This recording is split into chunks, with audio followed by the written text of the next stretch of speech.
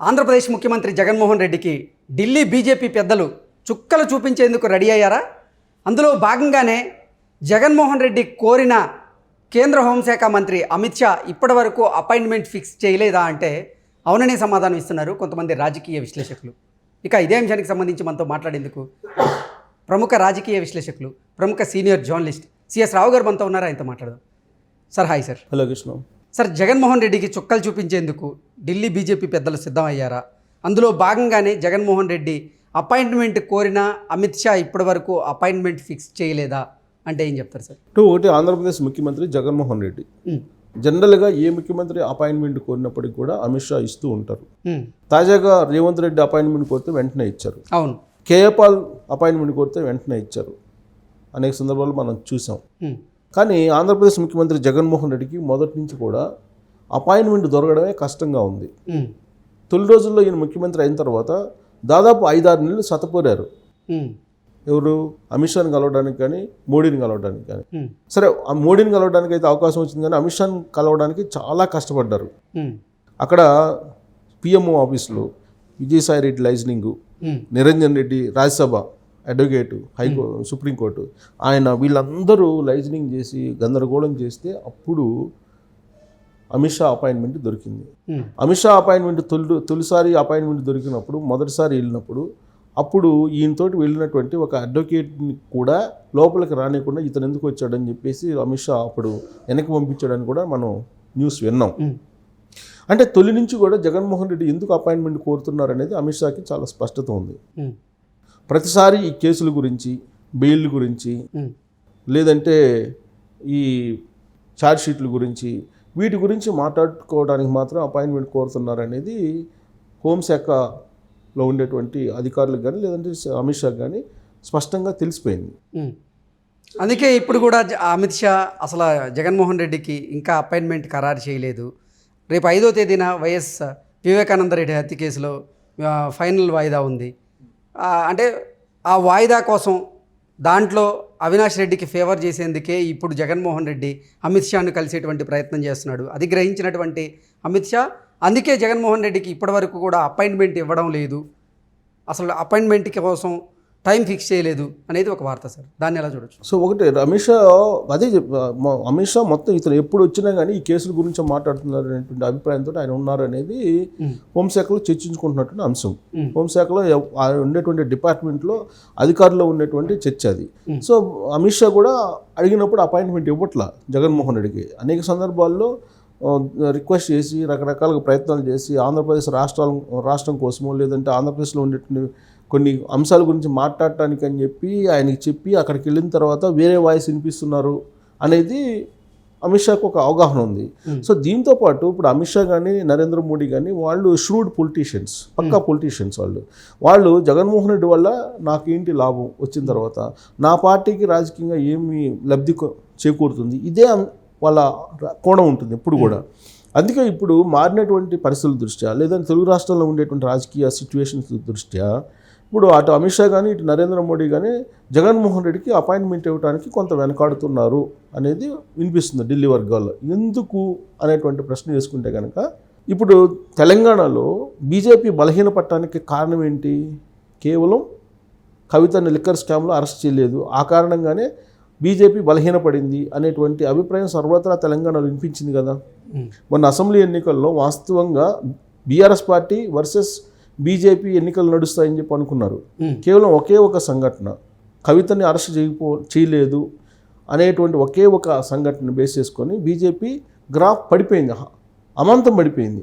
అప్పటి వరకు పెంచుకున్నటువంటి గ్రాఫ్ అమాంతం తగ్గిపోవడంతో పాటు బీజేపీలో ఉన్నటువంటి వాళ్ళు కాంగ్రెస్ పార్టీలోకి వెళ్ళిపోయారు. సీన్ కట్ చేస్తే 2023 అసెంబ్లీ ఎన్నికల్లో తెలంగాణలో కాంగ్రెస్ పార్టీ అధికారంలోకి వచ్చింది. అలాగే ఇప్పుడు జగన్మోహన్ రెడ్డి విషయంలో కూడా ఇప్పుడు కవితకి ఏదైతే ప్రాధాన్యత ఇచ్చారో బీజేపీ వాళ్ళని చెప్పి వినిపిస్తే జరిగినటువంటి రాజకీయ నష్టం ఏదైతే ఉందో, ఆంధ్రప్రదేశ్లో కూడా జగన్మోహన్ రెడ్డికి కనుక ఇప్పుడు అపాయింట్మెంట్ ఇచ్చి కలిసిమెలిసి ఉన్నారు వీళ్ళు ఆయనకి బెయిల్ కొనసాగిస్తూ ఉన్నారు. అవినాష్కి సంబంధించిన బెయిల్ రద్దుకు సంబంధించినటువంటి అంశం మీద ఇన్వాల్వ్ అవుతున్నారు బీజేపీ వాళ్ళు అని కనుక ప్రజల్లోకి ఈ ఎన్నికల టైంలో వెళితే, తెలంగాణలో ఏ విధంగా అయితే బీజేపీ నష్టాన్ని మూటగట్టుకుందో లేదా బ్లాక్ స్పాట్ని పదిలంగా వేసుకుందో అదే తరహాలో ఆంధ్రప్రదేశ్లో కూడా బీజేపీ మీద పడేటువంటి ఛాన్సెస్ ఉన్నాయి. ఓకే. సో అందుకే ఇప్పుడు ఎన్నికల సమయం కాబట్టి రాజకీయ కోణం నుంచి నరేంద్ర మోడీ, అమిత్ షా ఇద్దరు ఆలోచిస్తుంటారు కాబట్టి ప్రస్తుతం అయితే మాత్రం జగన్మోహన్ రెడ్డికి అంత ఈజీగా అపాయింట్మెంట్ ఇవ్వకూడదు అనేటువంటి ఒక ఒపీనియన్కి వాళ్ళు వచ్చారనేది ఒకటి. వాళ్ళకలా అతనికి అపాయింట్మెంట్ ఇస్తే కనుక ఇమీడియట్గా అతను రిక్వెస్ట్ చేసేది ఏంది, సుప్రీంకోర్టులో అవినాష్ రెడ్డి బెయిల్ ఉంది, 5వ తారీఖున బెయిల్ రద్దు దాని మీద విచారణ ఉంది. ఆ విచారణ సంబంధించినటువంటి దాన్ని ఏదన్నా మాట్లాడుకోవడానికి వచ్చాడా అనేటువంటి ప్రచారం అయితే ప్రజల్లోకి వెళ్తుంది. సరే, అది మాట్లాడుకున్నా మాట్లాడకపోయినా అది ప్రచారం అయితే వెళ్తుంది ప్రజల్లోకి. ఫలితంగా రాజకీయంగా నష్టపోయేటువంటి అవకాశం ఉంది.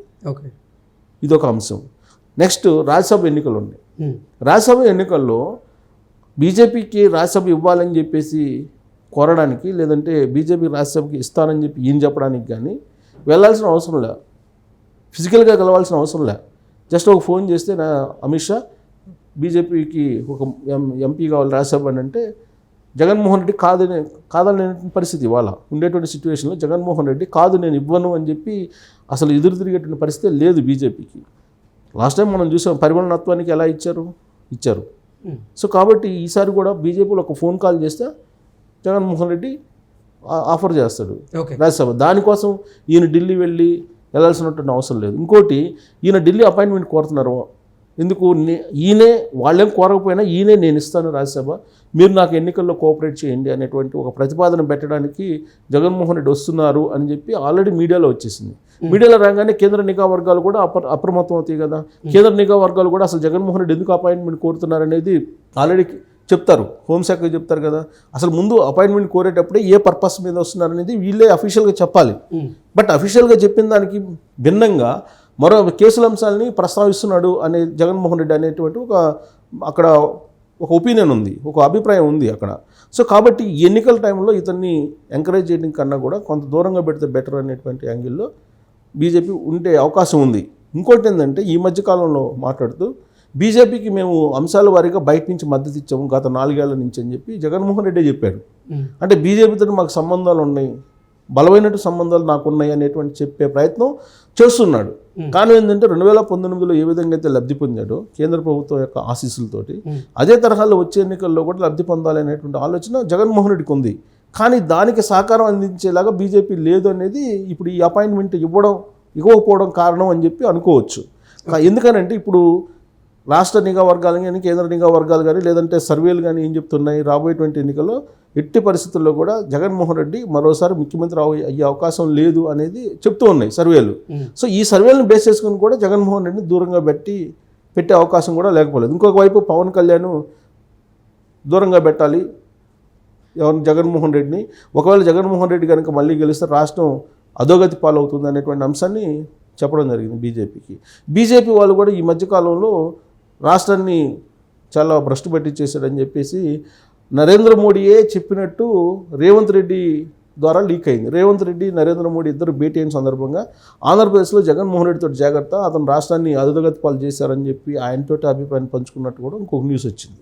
ఇలాంటి పరిస్థితుల్లో జగన్మోహన్ రెడ్డికి ఎంత దూరంగా ఉంటే అంత బెటర్ ఎలక్షన్ టైంలో అనేటువంటి ఒపీనియన్కి వచ్చే అవకాశం ఉంది బీజేపీ. అందుకే ఆయనకు అపాయింట్మెంట్ దొరకట్లేదు అనేది మనం ఒక కంక్లూజన్కి అయితే రావచ్చు.